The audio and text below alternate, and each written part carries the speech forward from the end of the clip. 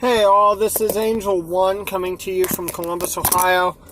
This more or less is going to be about Breonna Taylor, BLM Antifa. This is probably going to be part 4 with a note about Breonna Taylor, but that's what this is mostly going to be about, is the case of Breonna Taylor. As I said in a previous video, probably part 2 or part 3, that unless something major changes in the next 3 to 4 months, that 4 to 5 months, that a civil war would probably kick off here at around February, despite what happens in the election, unless there's a major change or there's a superior landslide in both the Electoral College. Well, since I posted that video, there has been 2 major significant changes in the political landscape, starting with last week, the death of Supreme Court Justice Ruth Bader Ginsburg. Now, I'll go into maybe a previous video about some of the things she was known for, some of the things that she stood for, but she definitely was a liberal, and a lot of the liberals right now in Congress, and specifically the House, are threatening to burn the whole thing down if the president does his duty and what he's supposed to do, and appoints a Supreme Court Justice and the Senate confirms it.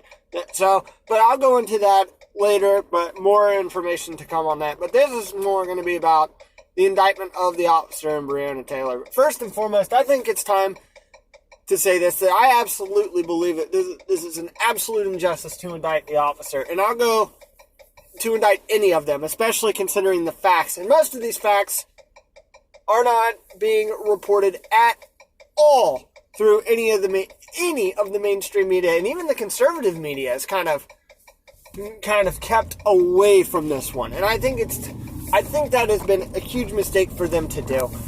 Had they been reporting the absolute facts of the case here, I don't think any of this would have happened.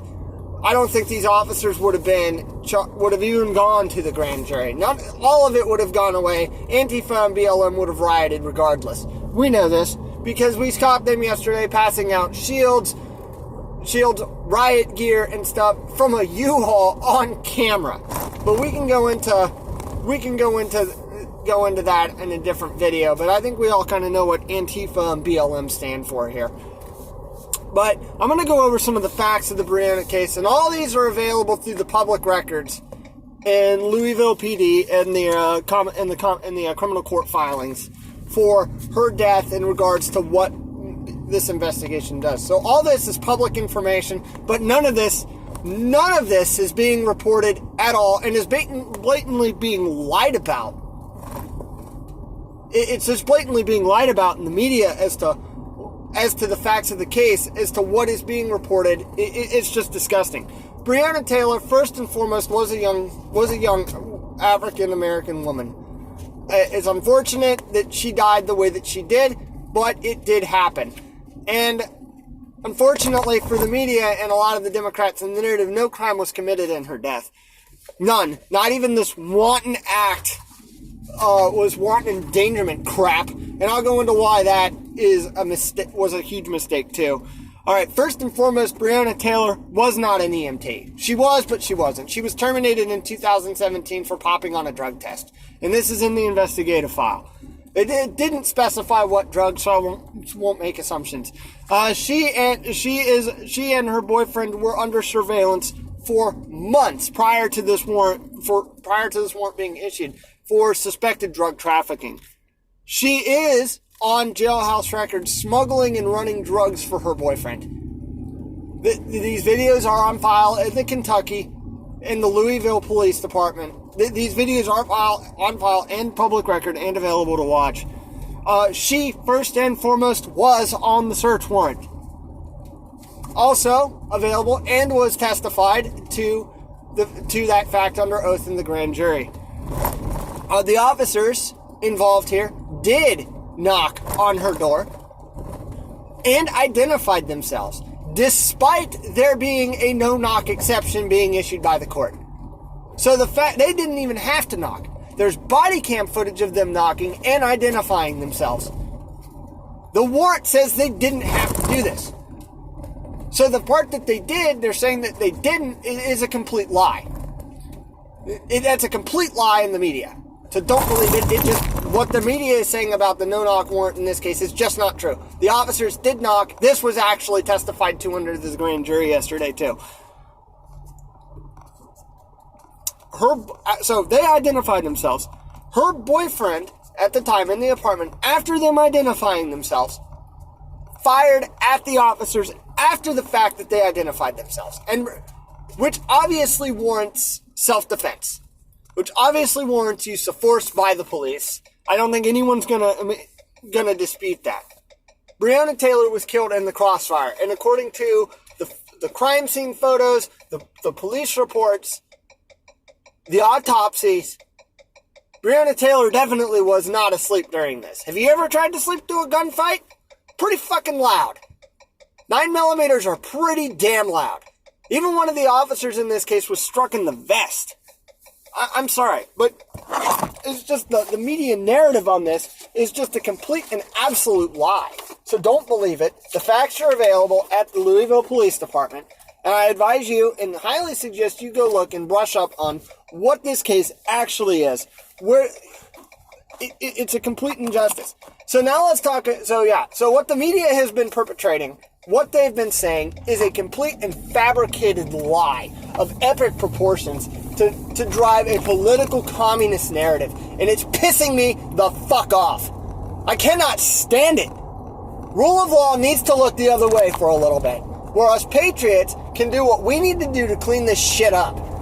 Not just do Antifa, not just do BLM, but it is a much bigger picture and a much bigger chessboard that we're playing on. And this should be pretty evident at this point to anyone watching this.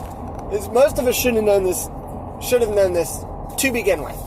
Okay, so let me tell you about the police department of Louisville. So, the police department of Louisville generally carry either a Glock 17 or a Glock. Yeah, they're carrying Glock 17s or Glock 43s. It's kind of hit and miss depending on what part of the department you're with. However, they are all issued the same ammunition. They are issued 9mm ball ammunition, which I had to look up which doesn't matter which grain it is. It didn't specify. Ball ammunition is full metal jacket. This ammunition is designed for penetration.